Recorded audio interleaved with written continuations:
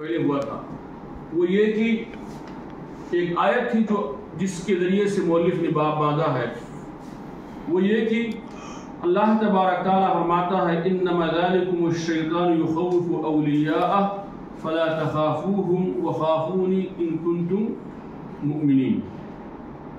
اس میں اس بات کی طرف درس ہے کہ انسان کو چاہیے کہ اس کے دل میں خوف جو ہو وہ اللہ سے ہو، اللہ کے علاوہ کسی اور سے خوف نہ ہو۔ اور خوف جو ہے تین قسم کا ہے۔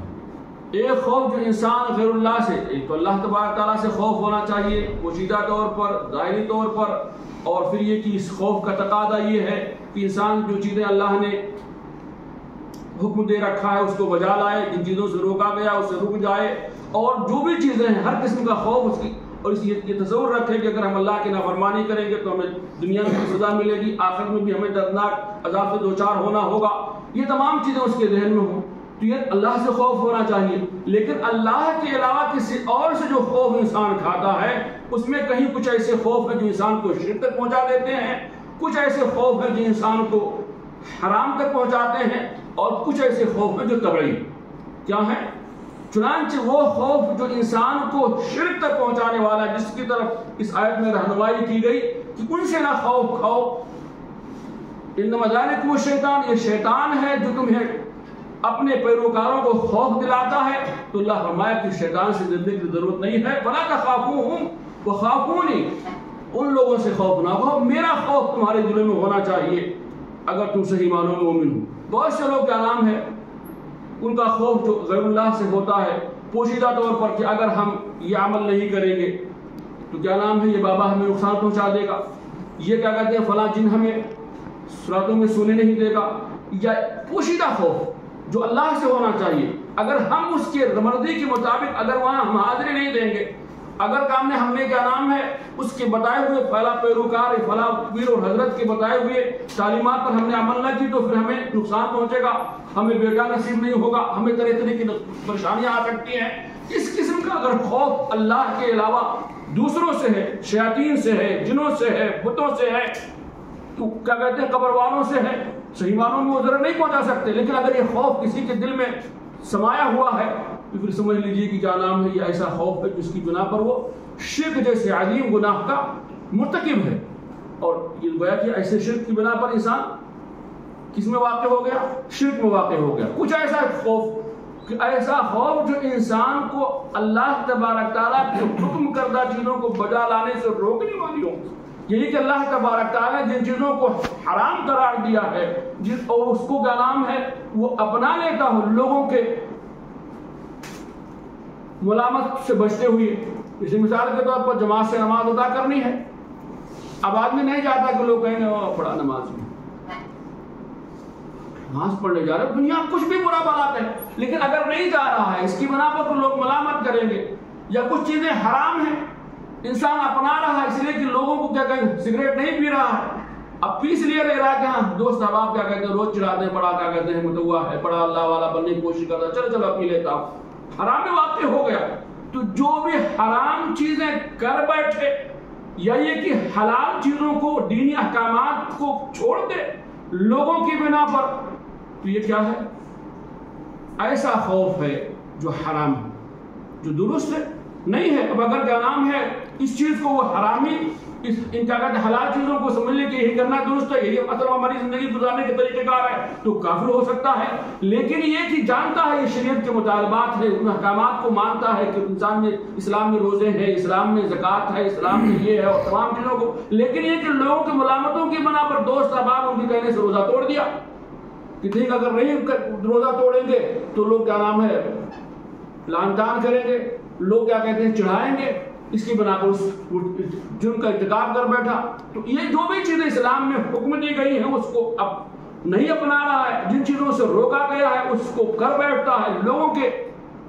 نظروں میں محبوب بننے کے لیے، لوگوں کے لعن طعن سے بچنے کے لیے، تو گویا کہ وہ ایسی خشیت میں واقع ہے جو کیا ہے حرام ہے۔ اور ایک خشیت جو کیا کہتے ہیں خوف ایسا ہے جو طبعی ہے، تو مطلب یہ کہ انسان کیا کہتے ہیں جانتا ہے کہ کتا ہے پاگل ہے کاٹ لیتا ہے تو اسے بھاگ رہا ہے، سانپ سے خوف زدہ ہے، یعنی کہ کیا کہتے ہیں کوئی شخص انتہائی کیا کہتے ہیں جانتا ہے کہ انتہائی بدتمیز قسم کا، اس کی ضرورت سے اپنے آپ کو دور رکھ رہتا ہے. تو ایسے جو طبعی خوف ہے، تو اس خوف یا اگر کسی علاقے کا کوئی شخص جو ذمہ دار ہے، بڑا ذلیل ہے، بڑا کیا کہتے ہیں اور یہ لوگوں کو تکلیف پہنچاتا رہتا ہے، تو پھر یہ کہ اس کے شر سے اپنے آپ کو محفوظ رکھتا ہے. تو جو ایک طبعی خوف، کسی مودی جانور سے بچنا، سانپ ہے، بچھو ہے، راستے میں کیا کہتے ہیں کہیں رات میں جاتے ہوئے اس کو خوف ہو کہ انسان کو کوئی شخص نقصان پہنچائے، چور کا خوف ہو، یہ تمام چیزیں ایسے خوف ہیں جو طبعی ہیں، جو مباح ہے، اس میں کوئی حرج کی بات نہیں ہے. تو بہرحال یہاں جس خوف سے روکا گیا ہے کہ وہ خوف صرف اور صرف اللہ سے ہونا چاہیے، اور طبعی خوف کی طرف اشارہ نہیں ہے، بلکہ وہ خوف جو انسان کو شرک میں مبتلا کرتا ہے کہ اللہ سے خوف ہونا چاہیے کہ اللہ ہی ہر قسم کی ضرر اور نفع کا مالک ہے. اللہ کے علاوہ اگر کوئی ہمیں کوئی نقصان پہنچانا چاہے تو پہنچا نہیں سکتا، اللہ کے علاوہ ہمیں کوئی فائدہ پہنچانا چاہے تو فائدہ نہیں پہنچا سکتا. اس کی طرف اشارہ ہے اس باب میں مؤلف نے شاید کے ذریعے سے مادہ ہے. اور پھر اسی طرح سے اللہ عز و جل فرماتا ہے انما يعمر مساجد الله من آمن بالله واليوم الآخر واقام الصلاة وآتى الزكاة ولم يخش الا الله. کہ دیکھو ایسا ہے کہ اللہ تبارک تعالیٰ کی مسجدوں کو وہی لوگ آباد کرتے ہیں، ان اللہ کی عبادتوں کو وہی لوگ اپنانے والے ہیں جو اللہ پر ایمان رکھتے ہیں، آخرت کے دن پر ایمان رکھتے ہیں، نماز قائم کرتے ہیں، زکوٰۃ دیتے ہیں. ولم يخش الا اللہ، اور ان کے دل میں اللہ کے علاوہ کسی اور کی خشیت، کسی اور کا خوف نہیں ہوتا ہے. اس کے برعکس اللہ تبارک تعالیٰ دوسرے فرماتا ہے من الناس من يقول آمنا بالله فإذا أوذي في الله جعل فتنة الناس كعذاب الله. کچھ لوگوں میں ایسے ہیں جو تو اللہ تبارک تعالیٰ پر ایمان لانے کا دم بھرتے ہیں، یعنی جو یہ دعویٰ کرتے ہیں کہ ہم اللہ پر ایمان رکھتے ہیں. فإذا أوذي في الله، اب اگر انہیں اللہ کے خاطر کہیں کسی مشقت کا سامنا پڑے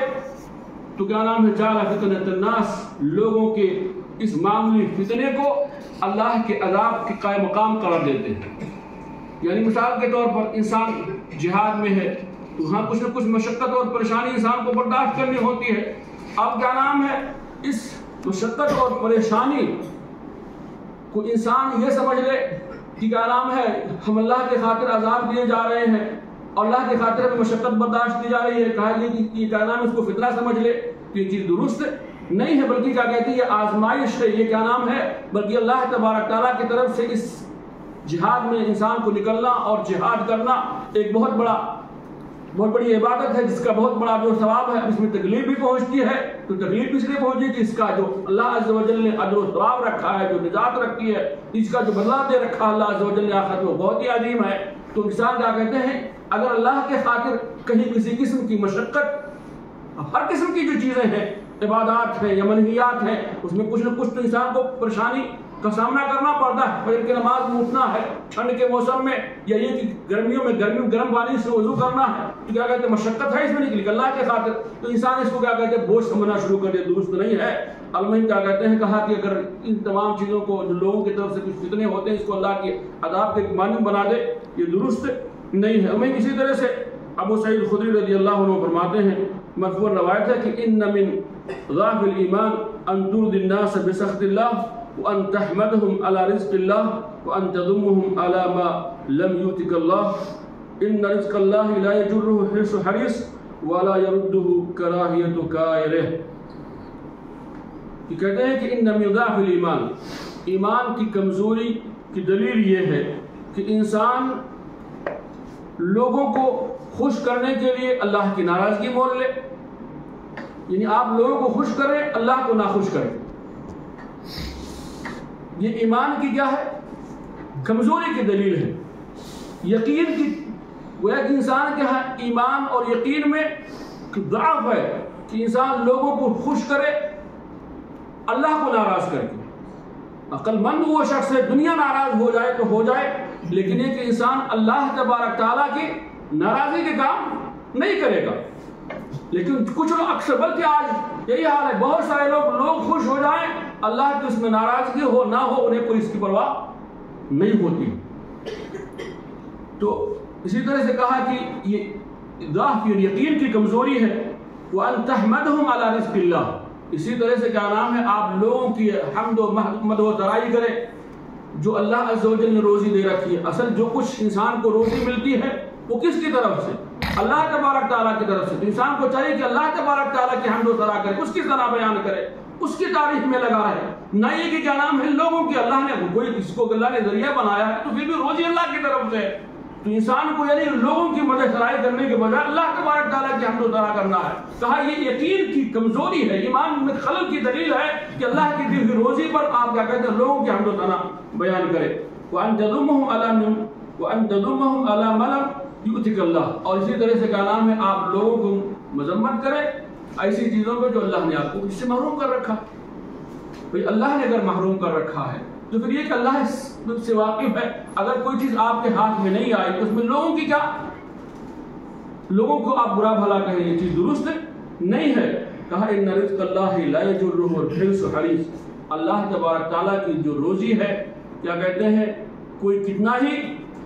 اس کو اب حاصل کرنا چاہے جب تک اللہ عز و جل نے نہیں لکھ رکھی ہے نہیں مل سکتی۔ لا یجرہ کیا کہتے ہیں اس کو نہیں حاصل کر سکتا، نہیں پا سکتا انسان،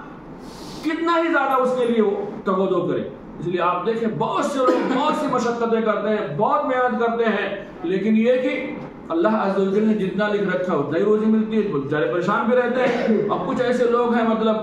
گھوم کھا کے اور کیا کہتے ہیں بڑی آسانی سے پرسکون زندگی گزار رہے ہیں، اور یہ کہ پھر اللہ انہیں برکتیں بھی دے رہا ہے۔ تو اللہ عز و جل نے جس کے لیے جو روزی لکھ رکھی اس کی طرف اشارہ کہا کہ ان رزق اللہ لا یجرہ الحرص حریص، انسان کتنا ہی زیادہ طمع کر لے، کتنا ہی زیادہ لالچ کر لے، لیکن یہ کہ وہ روزی جس کو اللہ عز و جل نہیں دینا چاہتا وہ نہیں آنے والی ہے۔ اور کہا کیا کہتے ہیں ولا یردہ کراہۃ کارہ، کہا اسی طرح سے کیا نام ہے کہ اگر کسی کوئی چیز اللہ نے لکھ رکھی اس کو حاصل ہونے کی کسی کے حق میں تو کوئی چاہے کہ نہ ملے تبھی اس کو مل کے رہے گی۔ ولا یردہ کراہیت کوئی کراہیت کارہ، جو شخص کیا کہتے ہیں کوئی نفرت چاہتا ہے کہ نہ ملے کسی کو کچھ، لیکن اللہ عز و جل نے لکھ رکھی کہ اس کو مل کے رہے گی تو اس کو مل کر، یعنی کیا کہتے ہیں کوئی شخص کسی کو کچھ دینا چاہتا تو نہیں دے سکتا، نہ کوئی شخص کسی سے کچھ روکنا چاہتا تو نہ روک سکتا ہے، بلکہ تمام چیزوں کی نفع و نقصان کی مالک جو ذات ہے، جس کو اللہ دینا چاہے اسے مختصر یہ کہ جس کو اللہ دینا چاہے اس کو کوئی روک نہیں سکتا، اور جس سے اللہ چھیننا چاہے اسے کوئی دے نہیں سکتا۔ اسی طرح سے دوستو ایک اور حدیث اسی باب سے متعلق خشیت اور خوف اللہ تبارک تعالیٰ ہی سے ہونی چاہیے کہ ام عائشہ فرماتی ہیں کہ ان رسول اللہ صلی اللہ علیہ وسلم قال من التمس رضا اللہ بسخط اللہ رضی اللہ عنہ وارض عنہ الناس ومن التمس رضا الناس بسخط اللہ سخط اللہ علیہ واسخط علیہ الناس، رواہ ابن حبان فی صحیح۔ کہ جو شخص اللہ تبارک تعالیٰ کی خوشنودی چاہتا ہے لوگوں کو ناراض کر کے، یعنی یہ کہ من التمس رضا اللہ بسخط اللہ، یعنی جو اللہ کو خوش کر کے اللہ خوش ہو جائے، لوگ ناراض ہوں نہ ہوں اسے کوئی پرواہ نہیں ہے۔ کہا ایسے شخص کو اللہ تبارک تعالیٰ کی خوشنودی حاصل ہوتی ہے، اللہ اس سے راضی ہوتا ہے اور لوگ بھی اس سے راضی ہو جاتے ہیں۔ اللہ کیا کہتے ہیں لوگوں کے دل میں بھی اس کی محبت ڈال دیتا ہے۔ اور جو شخص لوگوں کی خوشنودی چاہتا ہے اللہ کو ناراض کر کے، اللہ اس سے ناراض ہو جاتا ہے اور لوگ بھی اس سے ناراض ہو جاتے ہیں۔ اس لیے انسان کو ہمہ وقت کس کی رضا چاہیے؟ اللہ کی۔ اور یقین کیا نام ہے یہ چیز بہرحال کم ہی لوگوں میں ہے کہ انسان کبھی کبھی بہت سارے ایسی مجاملت کرتا ہے کہ ہاں لوگ خوش ہو جائیں، کیا کہتے ہیں لوگوں کو دل رکھنے کے لیے کچھ ایسی چیزوں کا بھی وہ مرتکب ہو جاتا ہے جو اسلام میں کیا ہے منع ہے۔ بظاہر اس میں کیا ہے اسلام کی تعلیمات کی دھجیاں اڑی ہوتی ہیں، لیکن یہ کہ اس میں خاص طور سے چاپلوسی وغیرہ جو آپ دیکھتے ہیں کہ آفسوں میں اور جگہ جگہ پر کیا نام ہے لوگ کر رہے ہوتے ہیں کہ جو ذمہ داریاں ہیں اس کو نہ نبھا کر کے بہت ساری چیزیں اسے انسان چاپلوسی کے طور پر کرتا ہے تاکہ اپنے پوسٹ کو باقی رکھے، گرچہ جو امانتداری ہے وہ نہیں کرتا اپناتا۔ تو یہ تمام چیزیں بہرحال درست نہیں ہیں، گویا کہ اس میں جو اللہ کا خوف ہونا چاہیے خوف نہیں ہے۔ انسان کو چاہیے کہ لوگوں کی رضامندی کو نہیں، لوگوں کی رضامندی پر اللہ تبارک تعالیٰ کی رضامندی کو فوق رکھے، اور لوگوں کی ناراضگی پر اللہ تبارک تعالیٰ کے ناراضگی کو فوقیت دے، یعنی کہ اللہ سے زیادہ خوف اس کے یہاں ہو، اللہ کے خوف ہو، اللہ سے کیا کہتے ہیں خشیت ہو، اللہ کے رضا جوئی کے کام کرے۔ یہ چند باتیں بہرحال آج کی اس درس میں تھی۔ تو باب اس چیز سے متعلق ہے انسان کے دل میں جو خوف ہو، خشیت ہو، ڈر ہو، وہ اللہ تبارک تعالیٰ سے ہونا چاہیے۔ چنانچہ دوستو اللہ سے محبت ہونی چاہیے، اللہ کا خوف ہونا چاہیے، امید اللہ سے لگانی چاہیے۔ یہ چند باتیں تھیں جو آج کے درس سے متعلق تھی۔ اور باقی باتیں انشاءاللہ العزیز اگلا باب جو ہوگا وہ اگلی درس سے متعلق وہ اگلے درس میں ہوگا. اگر کسی کے پاس کوئی سوال